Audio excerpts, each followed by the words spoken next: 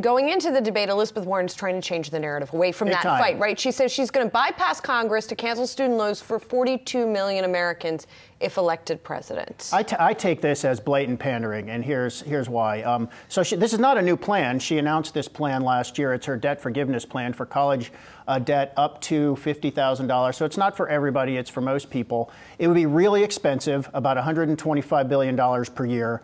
So if she's going to go ahead and do this, without any authorization from Congress, where's the money going to come from? You can't raise any money. Only Congress can raise taxes and raise revenue. The president cannot do that. So I guess she's going to try to institute this $125 billion per year program without any funding whatsoever.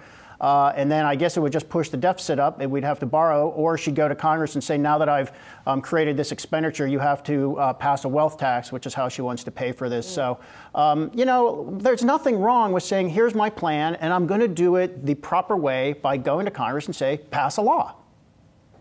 Sylvia, do you have any view on going into backlash? the debate? Won't there be backlash from people who did pay off their loans? I think there will. And I think this is, you know, I think it's a nice sentiment, but who's going to pay for it? I mean, if we don't get the private sector to pay for it, all of the issues that you brought up are legitimate and valid questions. It will potentially leave the country worse off, students better off. We have to pay for it. Well, if you're Bernie Sanders... Ken Langone is actually directly saying, this is going to be free and I'm going to give you the money and you won't have any debt medical students. Unless it's that type of situation, how do you do it? So for Bernie Sanders and Elizabeth Warren, the answer to most of this is we're going to get rich people to pay for it. Right. But in order to get rich people to pay for it, Congress has to pass tax increases. They could, and it's plausible they could pass modest increases on wealthy people. I don't think we're ever going to get a wealth tax. And I think the generational unfairness of this is a huge problem. I mean, if you just finished paying off 20 years of student loans, you know, you didn't get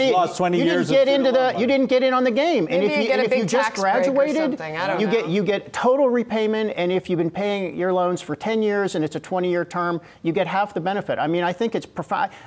You know, we don't live in a leftist country. We live in a center-right country. And I think the idea that there's just going to be this class of people who happen to have a lot of student debt right now are going to be the beneficiaries of all this money is nowhere near getting mainstream acceptance. Well, there's always the Yang option of just giving everybody money. All right. Yang will not be on the debate stage, by the way. Well, we'll remind people that. Hey, investors. Zach Guzman here. Are you interested in learning more about the markets and getting the latest financial news? Well, then click right here to subscribe to our Yahoo Finance YouTube channel.